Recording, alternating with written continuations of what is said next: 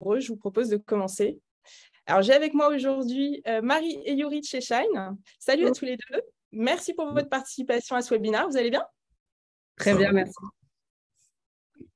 Eh bien, si vous le souhaitez, on va commencer par se présenter et je vais ouvrir le bal. Donc, je suis Lorraine Gachon. Je suis Customer Success Manager chez Intercom à Dublin depuis bientôt 1 an. Et j'accompagne nos clients principalement français dans la réussite de leurs objectifs au travers de la plateforme Intercom. Pour ceux qui ne connaissent pas Intercom, notre mission, c'est d'aider nos clients à rendre le business sur Internet personnel. Vous avez pu échanger via Intercom avec les équipes de chez Spendesk, Livestorm ou encore October. On a eu le plaisir d'accueillir Shine dans de précédents événements, dont un webinaire sur l'automation en 2021, un user group à Paris cette année sur la stratégie d'engagement client. Et aujourd'hui, avec nous, nous avons un duo de choc, Marie Pradier, Global Operations Manager, et Yuri Gaucher-Casalis, Customer Growth Manager. Je vous laisserai le micro dans quelques instants pour vous présenter et nous parler de Shine, de votre stratégie support. Puis, vous nous présenterez les challenges auxquels vous avez fait face, comment vous avez découpé le Customer Lifecycle et quels outils Intercom vous ont permis de répondre à ces challenges. Enfin, et c'est presque maintenant une marque de fabrique chez Shine, vous nous listerez les bonnes pratiques et les erreurs à éviter dans la construction de cette stratégie. Pour ma part, on se retrouve juste après pour la session questions-réponses. Mais maintenant, c'est à vous. Marie, Yuri, je vous laisse la main pour vous présenter. Merci Lorraine. Eh bien, bonjour à tous. Merci d'être présents aujourd'hui. C'est une première pour moi en termes de webinaire, donc j'espère que ça va vous plaire. Je m'appelle Marie Pradier, je suis chez Shine depuis 1 an et demi en qualité de Global Operation Manager. Et mon périmètre passe par de la coordination entre l'équipe opérationnelle et les autres équipes, de la priorisation des sujets Ops, mais surtout, je suis en quelque sorte le support du support, puisque j'aide les opérateurs à réduire leurs points de friction rencontrés sur des outils, et ça passe notamment par leur optimisation. Bonjour à tous, merci d'être là, une grande première pour moi aussi, j'espère que le contenu vous plaira. Je m'appelle Yuri, donc je suis Customer Growth Manager chez Shine. En gros, je m'occupe du support à l'inscription, donc de nos utilisateurs, mais également de la coordination opérationnelle de nos partenariats. Et puis, je m'occupe de pas mal de projets transverses aux opérations, puisque j'ai une petite appétence pour la conduite de projet. Et sinon, qu'est-ce que c'est Shine, du coup, puisqu'on n'a pas encore parlé de Shine. Shine, c'est un compte professionnel en ligne disponible sur le web et aussi sur le mobile, donc qui vous offre toutes les fonctionnalités d'un compte en banque traditionnel, mais avec une grande dimension copilote. C'est un petit peu ce qui a fait notre marque de fabrique à notre lancement. Le but, c'est vraiment d'essayer de vous offrir le meilleur des deux mondes, les services traditionnels, la fiabilité, ce genre de choses, et puis après l'adaptabilité qu'on peut trouver dans la French Tech. Donc Shine, en quelques news, il n'y a pas longtemps, on a sorti par exemple le dépôt d'espèces, une première pour une banque en ligne professionnelle, et très bientôt, on va avoir aussi la gestion des différents utilisateurs, donc vous pourrez imaginer avoir votre entreprise et votre comptable qui se connecte sur votre compte Shine pour faire ses exports, etc. Voilà. Puis un dernier, quand même très important, Shine, c'est une très forte politique RSE. On est très engagé dans notre manière de travailler et dans l'image qu'on dégage également, et d'où cette certification B Corp que vous voyez sur la présentation. Ouais. Et je vais rajouter aussi que du coup, le support client chez nous, ça représente l'ensemble des équipes en charge de ce qu'on appelle la Customer Experience. Et selon leur spécialité, elles sont en contact direct avec les clients et elles interagissent avec eux sur Intercom afin de les accompagner et évidemment de résoudre au mieux à leurs problématiques. Et nous, notre objectif, c'est vraiment d'être toujours plus agile et efficace pour une satisfaction totale de nos clients. Et ça va passer par des indicateurs de performance, comme la réduction du taux de contact, la rapidité du first time response ou la qualité de la réponse apportée. C'est la raison pour laquelle, avec Yuri, on a décidé de vous présenter le plan. tac, tac, tac, tac, qui aujourd'hui est l'objet de ce webinaire, c'est-à-dire comment on adapte et on réussit à adapter notre support selon les différents cycles de vie de nos utilisateurs, donc de la prospection jusqu'au churn. Et donc, du coup, pour ce faire, on va d'abord s'arrêter sur notre support client et les problématiques qu'on a cherché à résoudre. Par la suite, on s'arrêtera sur le cycle de vie du client et les différentes étapes du cycle de vie d'un client chez Shine. Du coup, on enchaînera avec ce qu'on appelle les entonnoirs ou le support funnel, qui va donner en fait une vue d'ensemble en fait du support chez Shine. Et on enchaînera ensuite avec les outils qu'on a configurés pour arriver à ce résultat. On finira par les best and worst practices, les signatures de Shine selon Lorraine. Et puis après, par des questions-réponses. Yes. Du coup, nos problématiques à résoudre, je pense qu'elles sont un petit peu similaires dans toute typologie d'entreprise. En tout cas, de notre côté, le constat qu'on a fait, il est assez simple. Avec l'augmentation de nos volumes et de nos équipes, la connaissance du cycle de vie de nos clients, elle est devenue essentielle. Pourquoi ? Déjà parce que la mauvaise assignation des tickets, ça peut provoquer du traitement opérationnel par nos équipes. Ce n'est pas forcément très bon. Les tickets qui ne sont pas du tout assignés peuvent provoquer une attente trop longue pour l'utilisateur. Pas bon non plus pour le business. Et à terme, on finit par fausser nos KPIs sur les équipes et sur le volume des tickets assignés ou le temps de réponse moyen. Du coup, comme on croit à un support d'excellence, avec un client qui obtiendrait un retour rapide, empathique, qualitatif et bien sûr qualifié. Et pour être du coup le plus proche possible de cette expérience, on utilise Intercom depuis déjà pas mal de temps, plusieurs années il me semble, qui nous permet du coup de personnaliser notre support et notamment en agissant en premier lieu en amont de la réponse humaine qui pourrait être apportée à nos clients. Mais avant de rentrer un peu plus en détail sur notre système de support, il faut qu'on parle du cycle de vie du client. Pourquoi ? Parce que, au final, bien connaître le cycle de vie de son client, déjà, c'est aussi pouvoir mieux anticiper ses besoins et, in fine, aussi mieux anticiper aussi ses volumes d'activité. Dernière remarque avant de rentrer vraiment dans le détail du cycle de vie chez Shine, du cycle de vie du client chez Shine. Il est super important d'avoir un modèle assez clair de données et notamment qui reflète les différentes étapes du cycle de vie du client pour qu'après, vous puissiez vous travailler dessus et avoir un support organisé comme on a essayé de le faire chez Shine. Donc, si on s'attarde après sur les différentes étapes du cycle de vie chez nous, au final, c'est assez simple. On a un prospect à la base qui, du coup, va passer dans une phase d'inscription. Donc, à ce moment-là, il devient déjà utilisateur sur Intercom. Puis, une fois la phase d'inscription finalisée, il va passer donc en ce qu'on appelle dans une phase d'onboarding, qui est assez courte, in fine, mais qui va en fait correspondre à la phase de traitement de l'ouverture du compte ou du dossier, si on parle d'un autre pays. Et pour arriver au final à ce stade d'utilisateur actif, donc de client. Voilà. À remarquer que sur l'ensemble du cycle de vie, en termes de communication avec le client, au tout début du cycle, c'est-à-dire sur le cycle des prospects, on a le département Customer Experience qui intervient de manière écrite, mais on a également nos sales qui ont tout un tas d'actions au téléphone, à l'oral, etc., etc. Donc, le cycle de vie, on le couvre avec donc un système de support qui est au final à une forme d'entonnoir si on devait le représenter. Le but étant de pouvoir couvrir l'ensemble des demandes d'un client et bien sûr, dans les premiers temps, essayer de faire en sorte que le client bénéficie d'un support autonome avec une réponse immédiate ou quasi immédiate pour, in fine, après arriver sur la demande et le support humain.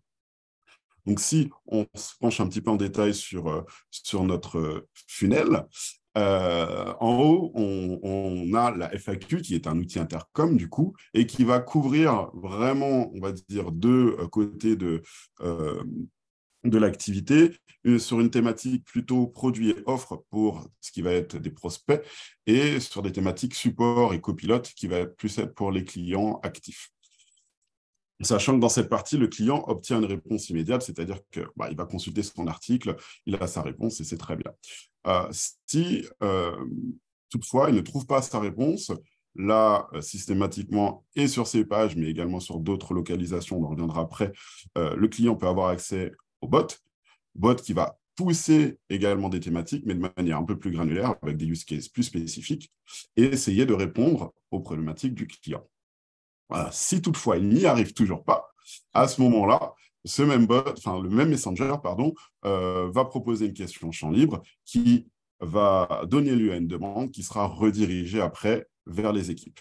Voilà. Sachant que tout au long en fait, de ce parcours, en fait, le client passe par différentes étapes et du coup, certains attributs et événements intercom sont remplis et nous permettent, nous, de pouvoir faire le distinguo. Yes. C'est pour ça que maintenant, on va un peu se concentrer plus sur les outils intercom qu'on utilise vraiment dans ce but d'apporter un support qualifié pour nos clients. Aujourd'hui, on va vraiment juste se concentrer sur la partie support, c'est-à-dire petit focus sur le Messenger, les custom bots et les rules et le management de nos inbox et les tags.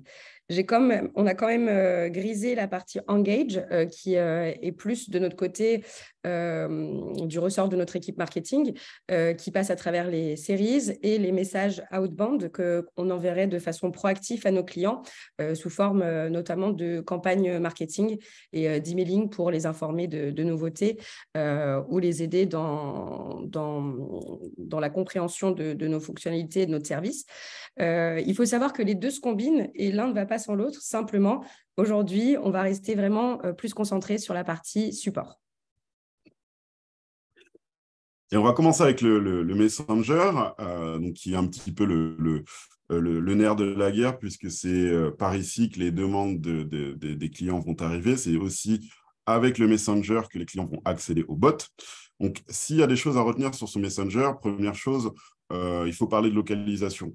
On s'est très vite rendu compte que en fonction de l'endroit où on proposait le Messenger, on arrivait à capter plus ou moins les demandes des clients. Donc, c'est quelque chose qui est vraiment à prendre dans la conception de son système de support, la localisation des messengers. C'est peut-être très bête, mais proposer un Messenger sur une page de FAQ ou sur un article spécifique, ça peut potentiellement changer le game, tout simplement. Autre chose à retenir, ce Messenger, c'est très très bête et c'est juste une petite ligne de paramétrage, mais ce Messenger permet aussi de supprimer les doublons. Et mine de rien, c'est quelque chose qui peut très vite vous retirer beaucoup de volume en termes d'activité sur votre service. Voilà. Alors, à côté de ça, il y a aussi beaucoup de features qui sont assez sympas dans le Messenger et qu'on utilise chez Shine, mais de manière après beaucoup plus ponctuelle, on va dire, les suggestions d'articles et les mises en avant de nouvelles features, par exemple.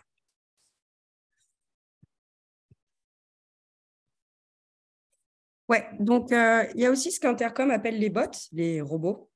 Ils apparaîtront sur le Messenger, la slide que vous avez vue avant de Yuri, donc sur le Messenger de vos clients.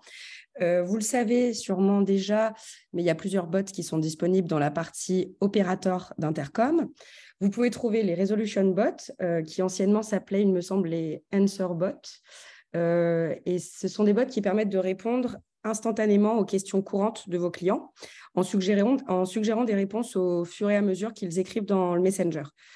Il y a aussi les taskbots qui permettent de paramétrer certains comportements quand l'utilisateur commence une conversation, comme le partage automatique d'un temps de réponse moyen, la suggestion d'articles ou la notation d'une conversation quand elle est clôturée, ou même ça peut permettre à vos agents de laisser des notes internes au sein de la conversation.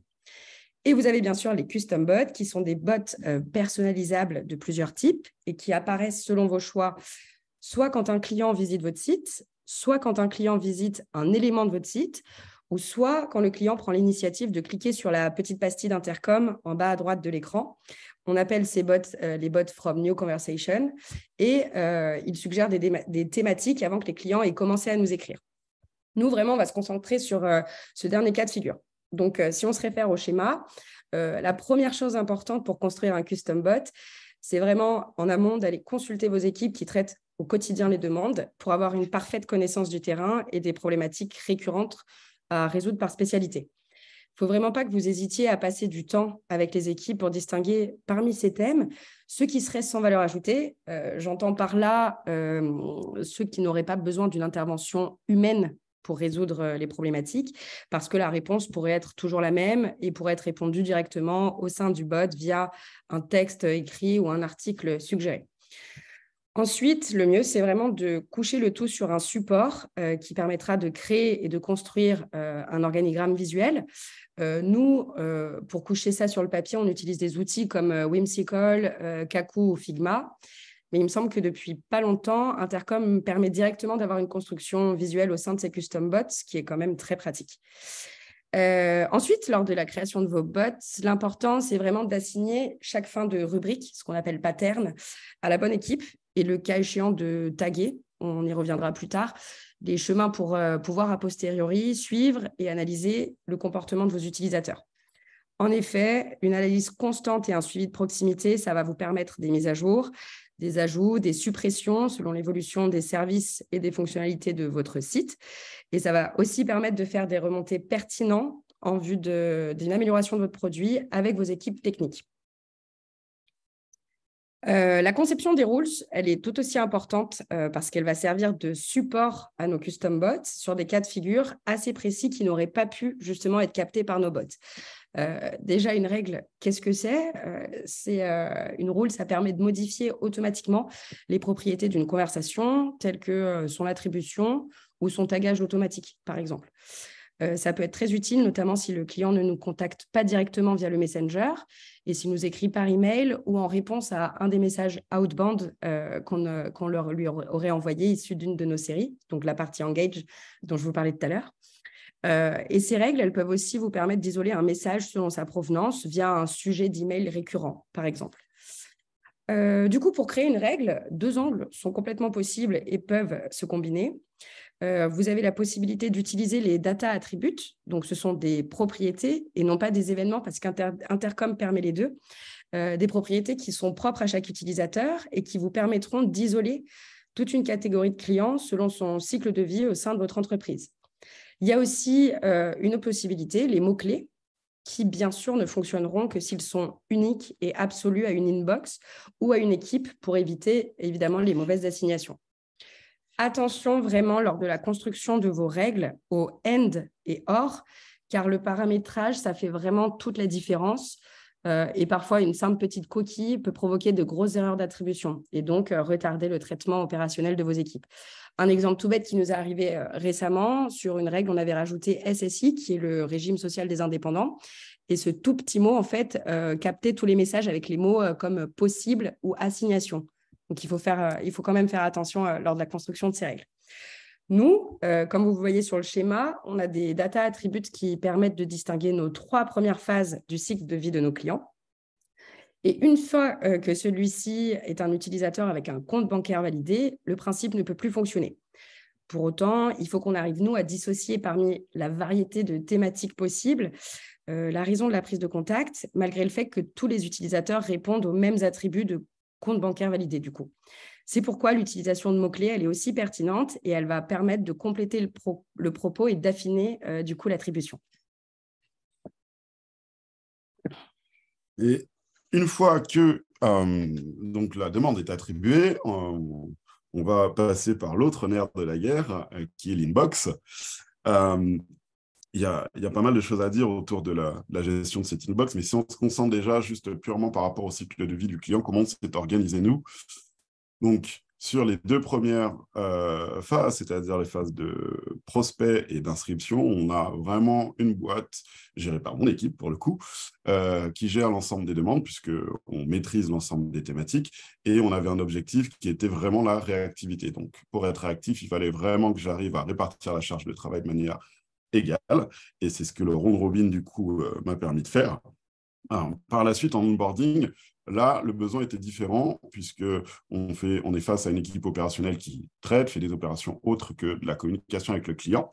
On était sur un système de rotation donc, pour le traitement des demandes. Et du coup, il était beaucoup plus intéressant et viable pour nous de faire une inbox par produit. Et pour notre client, du coup, on a gardé un peu la même logique, sauf qu'au lieu de la faire par produit, on l'a vraiment fait par spécialité. Sachant que dans chaque spécialité, on trouve des experts qui peuvent aider les clients, les opérationnels à répondre à des demandes complexes, etc. etc.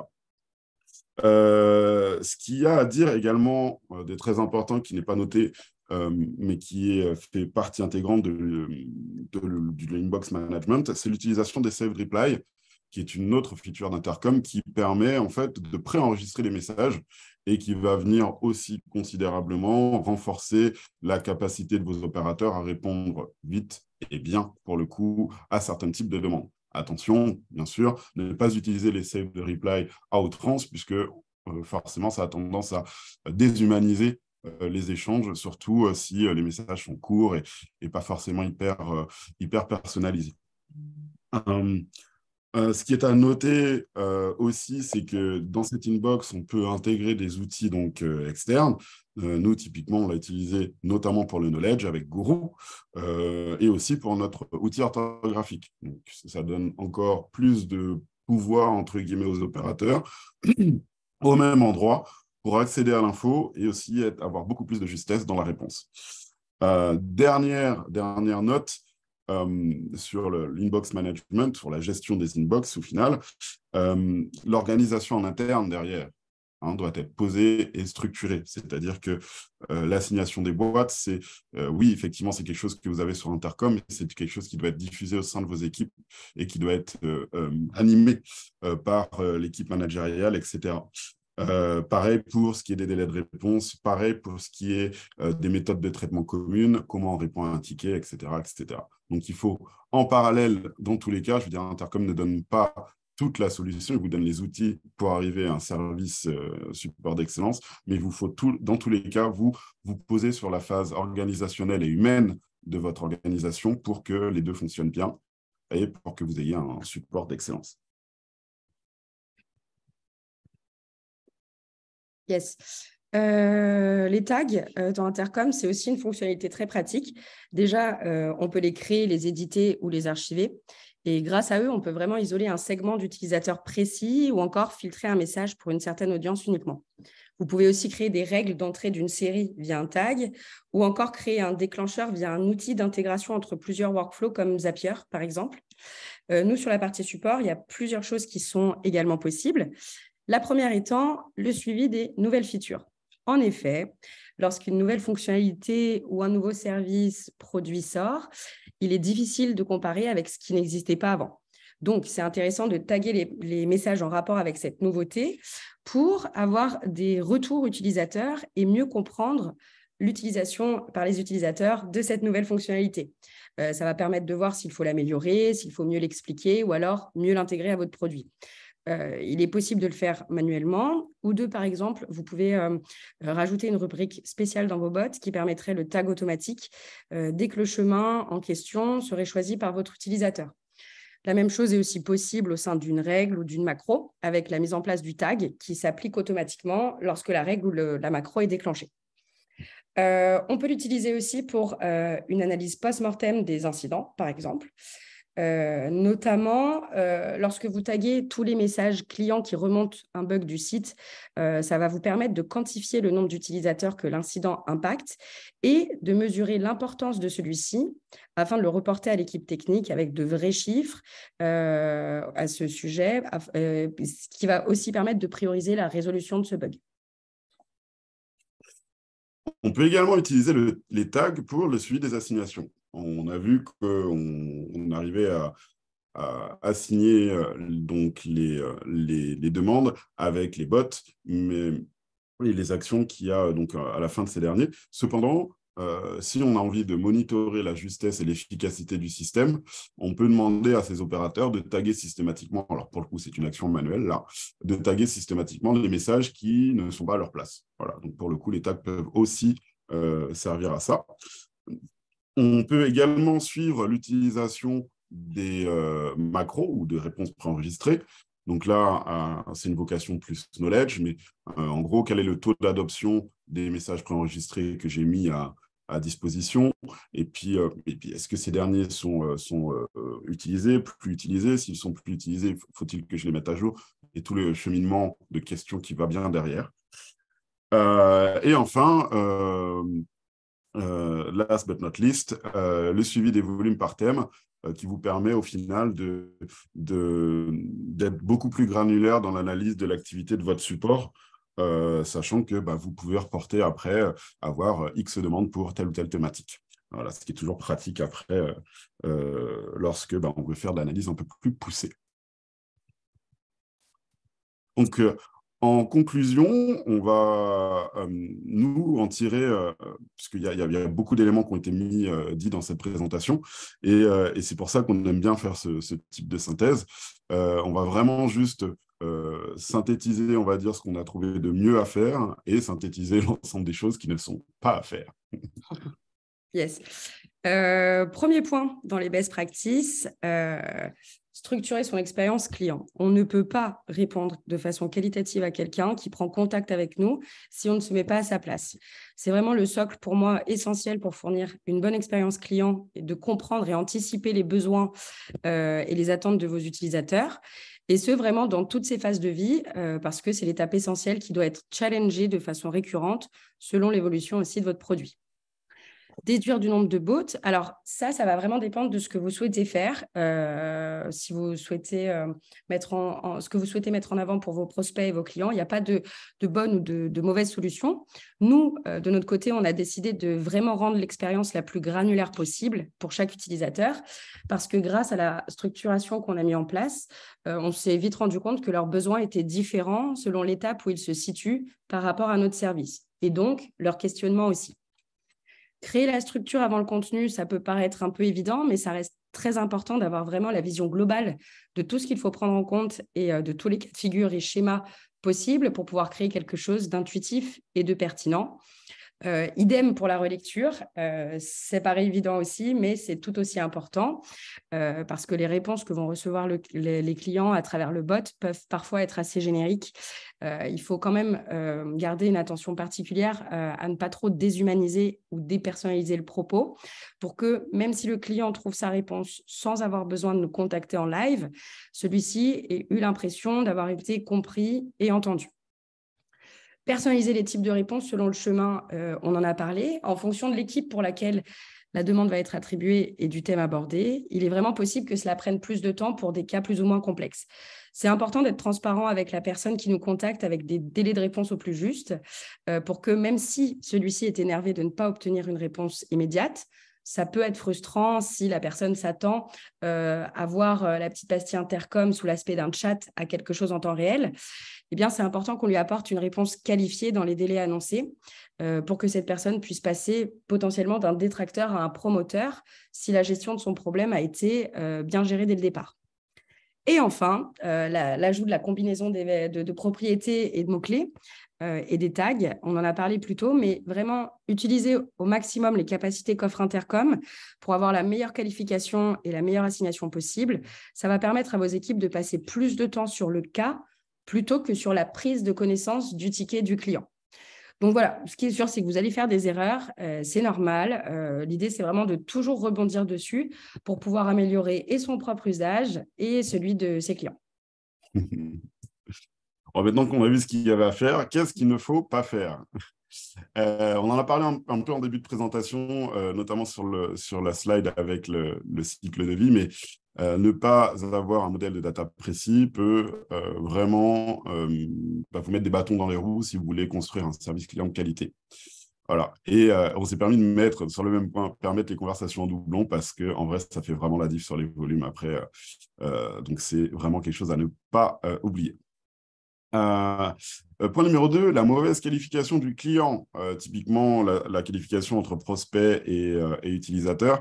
Quand on cherche à faire du support selon le cycle de vie, donc du support qui est un peu, on va dire, tailor-made, pour le coup, ça peut se révéler être fatal, entre guillemets, d'avoir la mauvaise qualification de son client. En gros, un lead qui est traité comme un client, on ne passe pas le bon message et vice-versa. Le 3 est plutôt en lien avec l'organisation en interne. Donc, on a mis erreur manuelle par manque de connaissances en interne et je pense qu'on pourrait même généraliser, c'est sous-estimer en fait l'organisation en interne derrière la mise en place de son service de support. Parce que, en vrai, on peut avoir les meilleurs outils du monde, on peut avoir le meilleur contenu du monde. Si on n'a pas d'organisation derrière, ça ne marche pas, tout simplement. Utiliser le mauvais type de support, oui, et c'est vrai qu'avec Intercom, on peut être tenté de se dire, on fait du message à tout va, etc.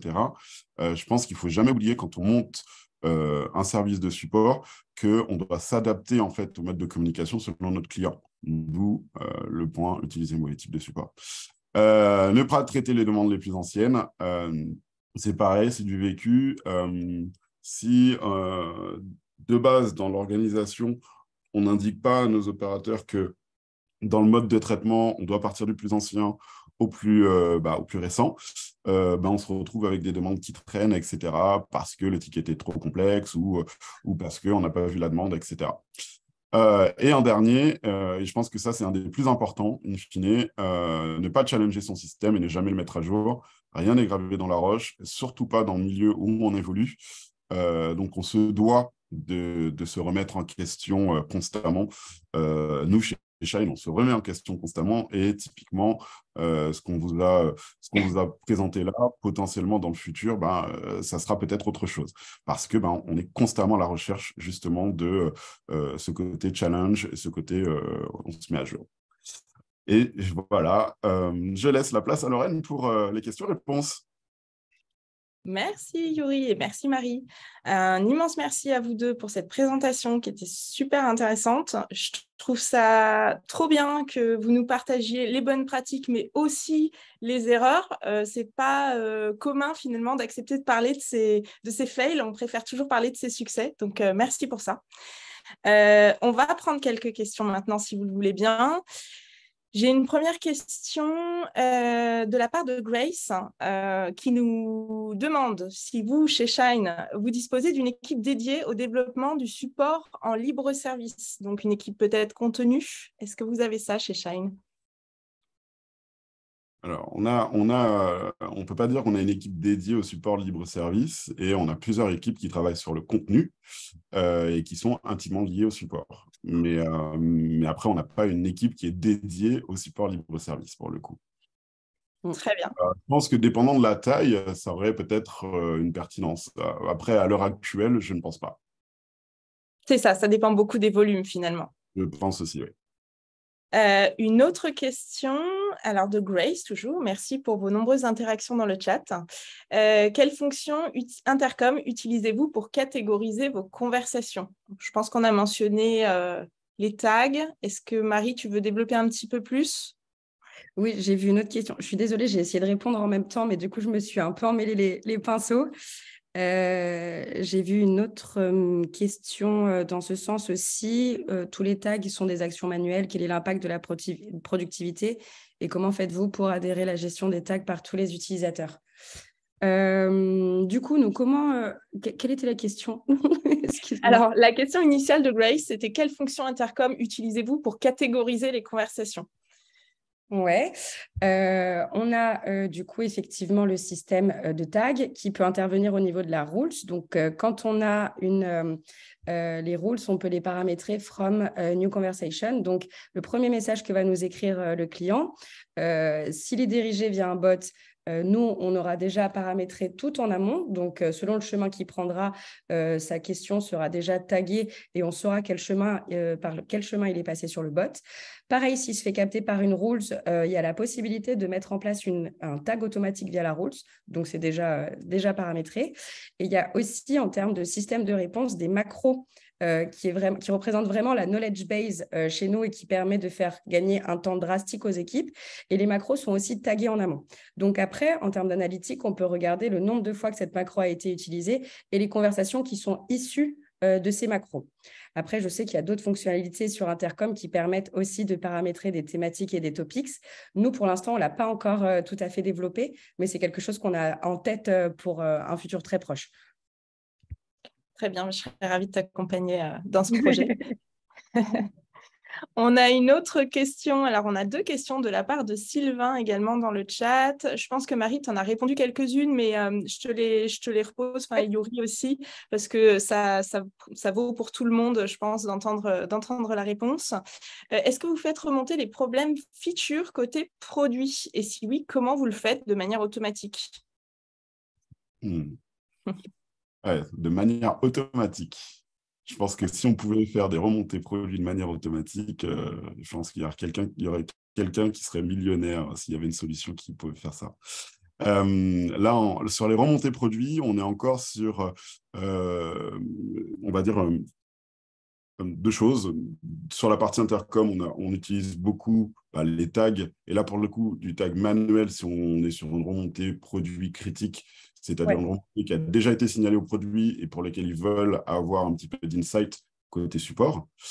Mais sinon, après, c'est plus en interne, sensibiliser les équipes, les sensibiliser à avoir aussi une vue produit plus sur l'ensemble des demandes qu'ils reçoivent pour qu'après, ils puissent faire des remontées efficaces à la team produit. Et pour mettre un petit peu plus de concret là-dessus, moi, dans mon équipe, j'ai vraiment une personne qui est chargée de collecter en fait, les remontées produits au sein de l'ensemble des opérateurs de la team. Ouais, pas de solution automatique, quoi. Hein, mais... Après, nous, pour rajouter juste quelque chose, nous, on utilise un outil externe qui s'appelle Linear et qui peut se plugger sur Intercom aussi, qui permet en fait de faire des tickets à destination des teams, des équipes techniques pour leur remonter justement des problématiques. Et après, c'est les devs vraiment de leur côté qui priorisent selon cela. Et puis aussi, il faut savoir que nous, on co-construit nos roadmaps sur nos priorisations d'un semestre à l'autre pour vraiment s'uniformiser entre les équipes produits et les équipes opérationnelles. C'est-à-dire qu'on remonte nos problématiques nos principales et ce que nous, on considère comme étant prioritaire, avec évidemment derrière nous des datas et des chiffres pour appuyer nos propos. Et ensuite, eux, en fonction de leur propre priorisation, nous permettent en fait de régler aussi peu à peu ce flux entrant de demandes. Très bien, un peu comme chez Intercom en fait. Voilà. Sur le feedback client, très bien. Du coup, ça couvre un petit peu la deuxième question de Sylvain qui était justement sur le côté manuel de Stag et du coup, peut-être sur la deuxième partie de question, comment vous gérez l'adhésion à ce process manuel de taguer les infos, à part centraliser via peut-être le team lead ou le manager, comme tu disais, Yuri? Déjà, c'est vrai qu'au début, on l'a pas reflété trop dans la présentation, mais au début, on avait beaucoup de tags de thématiques manuelles. Et c'est vrai que le problème était exactement la question de Sylvain, c'est qu'on avait pas un peu d'adoption, en tout cas pas l'adoption qu'on aurait souhaité avoir quand on avait l'ensemble des tags qui étaient utilisés manuellement. Sauf que avec le bon paramétrage des bots, le bon paramétrage des save replies, puisqu'au début, il n'y avait pas les tags sur les save replies. Moi, quand j'ai commencé avec Intercom, il y avait juste les save replies tout court. On est arrivé en fait à faire en sorte que notre besoin de tagage mostly pour les thématiques, on va dire, soit automatique. Et pour le coup, on n'a plus ces problèmes d'adoption. Sachant que là, les opérateurs taguent juste dans des cas particuliers qui vont être reassigned et potentiellement remonter produit, et encore lorsqu'on leur fait signe d'eux, quoi. Donc, c'est pour ça que je comprends sa question, mais je pense que si maintenant, avec tous les moyens qu'Intercom met à disposition, d'automatiser le tag, en théorie, tu devrais pouvoir la contourner, en fait, cette problématique d'adhésion. La contourner en paramétrant beaucoup plus de tags automatiques en fin de bot, en fin de save reply, etc. etc. Oui, parce que l'idée, ce n'est pas de rajouter du travail aux opérateurs, en sachant qu'évidemment, quand on fait une demande manuelle, il peut y avoir des erreurs ou des oublis humains. qui sont tout à fait naturelles. Et donc, ce qu'on analyse, nous, après, il faut prendre en compte que 10% de cette analyse n'est pas forcément fiable à cause de cet oubli ou de cette erreur. Et c'est quelque chose de tout à fait normal. Voilà. Et peut-être pour parfaire finalement la réponse, nous aussi, chez Intercom, on utilise nos propres outils. C'est vrai qu'on utilise quelques tags manuels quand même, notamment pour la remontée produit, pour rebondir sur la première question de Sylvain. Et en fait, ce type de tag manuel peut générer via certaines intégrations. Tu as mentionné Linear, Marie, mais il y en a d'autres, il y a Product Board, etc., pour qu'ensuite les équipes produits puissent travailler sur la base d'un tag qui a été appliqué sur un feedback client. Ouais, et si je peux rajouter autre chose aussi sur les remontées produits, on utilise Cani qui permet aussi d'obtenir des feedbacks directement par les utilisateurs qui peuvent noter du coup avec des petits pouces voilà, des fonctionnalités qu'ils aimeraient voir ou des choses qui fonctionnent selon eux pas très bien. Et ça permet aussi de classifier et de prioriser ensuite les sujets côté product. C'est vrai. Et maintenant que tu le mentionnes, on a même un produit au sein d'Intercom qui s'appelle Surveys, qui peut permettre aussi d'aller chercher du feedback produit. Donc, je pense qu'on a un beau panel pour répondre à la question de Sylvain. Une autre question de la part de Romain, je pense que c'est pour moi. Hello, à quand un support en français sur le chat Intercom? Alors, Romain, n'hésite pas à t'adresser à nos collègues du support en français parce qu'on utilise des tools d'intégration, enfin des intégrations pour toute la partie localisation. Donc, même si nos agents, pour l'instant, ne disposent pas d'une équipe francophone, ils pourront tout à fait, via un outil de traduction, s'adresser à tes questions en français. Et la deuxième question de Romain, comment gérez-vous automatiquement les jours horaires d'ouverture, les jours fériés dans les office hours? Ouais. Les office hours, déjà, on peut les set up par équipe. Je sais que l'équipe de YouYou n'a pas forcément les mêmes que d'autres équipes, d'ailleurs. Et après, nous, ce qu'on utilise, c'est justement les task bots pour permettre de faire un message global, justement, la veille d'un jour férié pour prévenir du fait que nous, on a toujours des gens qui travailleront quand même, parce que nous, on est plutôt sur les horaires bancaires, mais on prévient qu'on va avoir quand même des effectifs réduits et donc un délai de temps de réponse augmenté sur ces jours-là. Super. Je ne sais pas si tu veux rajouter quelque chose, Yuri. Non, c'est très clair, Marie. Ok. Une question de Lilian. Gérez-vous les entrées, donc j'imagine les conversations par email et les réponses à des formulaires web via Intercom? Alors, réponse à des emails, oui. Clairement, hein. Alors sur la partie qu'on n'a pas développé des outils Intercom et toute la partie Engage, donc avec nos amis du marketing, il y a forcément des séries d'emails qui sont envoyées, etc., auxquelles le support répond en direct. On a également des adresses email génériques de Shine qui sont connectées à Intercom, à certaines inbox Intercom, auxquelles les opérateurs répondent en direct. Par contre, c'est quoi la seconde partie de la question? Je ne me souviens plus. Les formulaires d'inscription, donc j'imagine que c'est les formulaires d'inscription. Ouais. Ça, non. Après, étant donné que tout est dans le produit maintenant, nos formulaires viennent nourrir directement les bases de données en brut. Et puis on exploite après certaines données pour venir nourrir soit des attributs ou faire switcher des événements sur Intercom. Mais on n'exploite pas en direct les réponses aux formulaires d'Intercom. D'accord. Je rebondis là-dessus avec une information qui est qu'on vient de sortir donc le feature Tickets qui permet justement d'insérer ce type de formulaire directement dans un bot ou dans le flow d'une conversation via Intercom. Donc éventuellement, ça peut répondre à la question de Lilian. Peut-être une dernière question, et je pense que c'est pour moi. Sylvain demande s'il y a une intégration native Intercom Jira. Oui, on a plus de 350 intégrations natives qui sont disponibles dans l'App Store directement depuis le Workspace Intercom. L'intégration Jira n'est pas construite par nous. Donc, Sylvain, je vous renvoie directement sur le site du développeur. Vous y trouverez toute la documentation.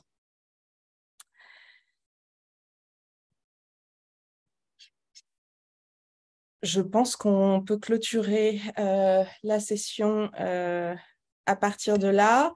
Je vous remercie chaleureusement pour votre participation. N'hésitez pas à nous communiquer votre feedback sur l'événement. Notre prochain event Intercom aura lieu à Paris en personne le 15 novembre. Nous vous attendons nombreux. Vos contacts habituels chez Intercom sont à votre disposition, que ce soit notre équipe support, votre relationship manager, votre CSM pour vous accompagner et valider votre inscription. Samy vient de partager dans le chat le lien d'inscription à notre after work. Samy, c'est notre field marketing manager qui organise formidablement tous ces événements dans l'ombre. Merci Samy et merci encore Marie et Yuri. Je vous dis à très bientôt. Merci à vous. Merci.